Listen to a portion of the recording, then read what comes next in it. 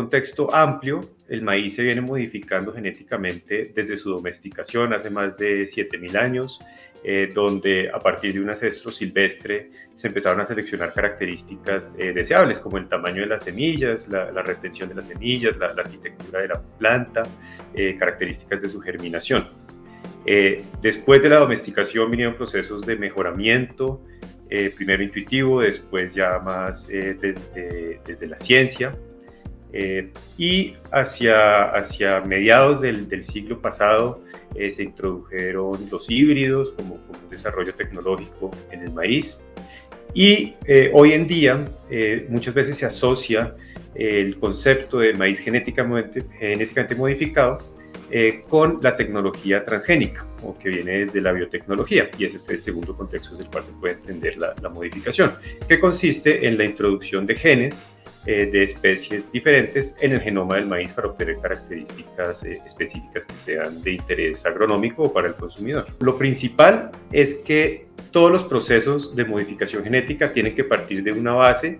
que son las variedades o los híbridos que ya existen y que tienen características que son de interés agronómico, entonces que tengan buenas características de rendimiento, que sean adaptados a los suelos y a los climas locales, que tengan resistencia a plagas o a condiciones ambientales. A partir de esos genotipos, que son producto del mejoramiento convencional, se pueden introducir características puntuales a través de técnicas de biotecnología para conferir, digamos, una característica en particular. Y esto tiene una serie de pasos asociados que empiezan con la identificación de los genes que pueden conferir esas características que se quieren dar al maíz, y diseñar cassettes de expresión para que esos genes puedan expresarse en la planta. Un cassette de expresión es lo que le permite a la planta reconocer la información genética y expresarla a partir de su genoma. Todo esto se hace a partir de análisis de literatura, a partir de programas informáticos. Una vez se tienen esos genes diseñados en cassettes de expresión y en vectores de transformación, que es lo que permite llevar el material genético al genoma de la planta, se hace el proceso de transformación. Eso se hace principalmente por dos métodos, y ambos se han utilizado en el maíz.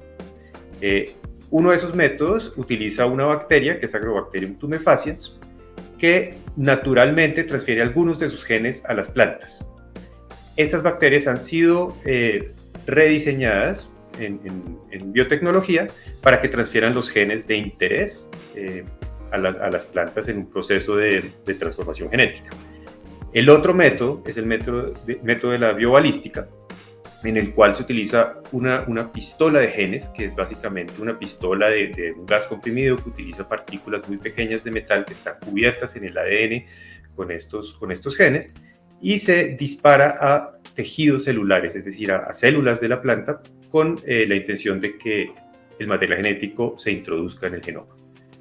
Una vez se tienen células transformadas, estas se pueden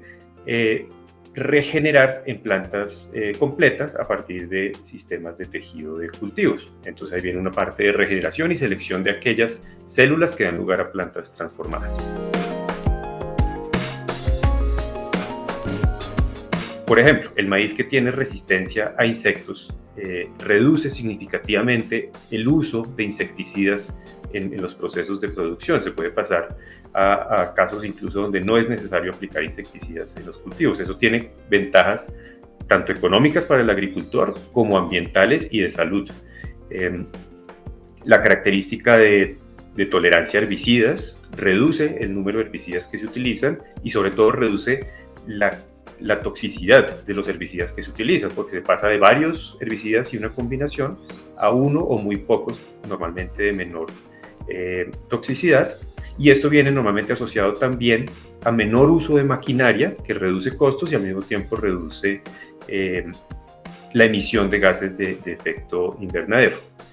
En el caso, por ejemplo, del maíz con tolerancia a sequía, pues es evidente que tiene ventajas en este contexto de cambio climático, y ahí hay un proyecto muy interesante en África, que es Maíz de Uso Eficiente para África, que es un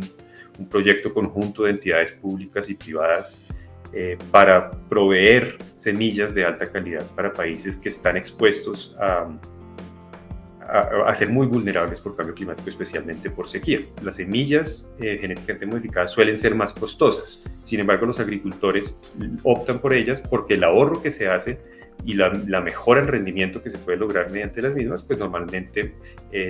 balancea los mayores costos de la semilla. Históricamente estas semillas han estado dominadas por muy pocas empresas en el mundo y eso es un panorama que puede cambiar,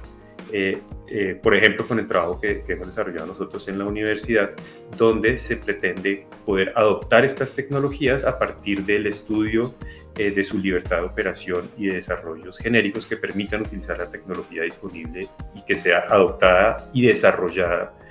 por entidades públicas, por el gremio de productores, por universidades en países en vía de desarrollo.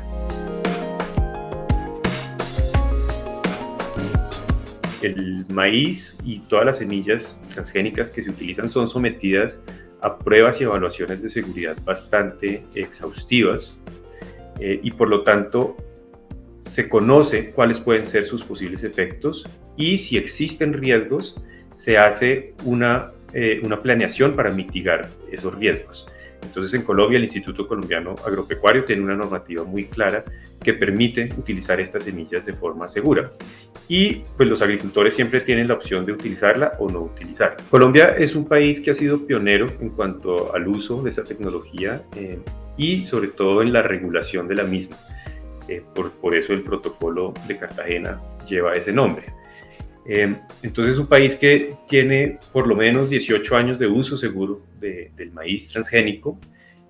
y hay una experiencia bastante importante y tiene bastante aceptación entre los agricultores. Es muy importante resaltar que el trabajo de la Universidad Nacional de Colombia junto con el gremio de productores, con FENALCE, llevó al primer desarrollo de maíz off-patent en el mundo. Esto es un maíz que utiliza tecnología del dominio público y por medio de cruzamientos introduce la tecnología transgénica en variedades locales, variedades nacionales de alto rendimiento y este es el primer desarrollo que se da en el mundo.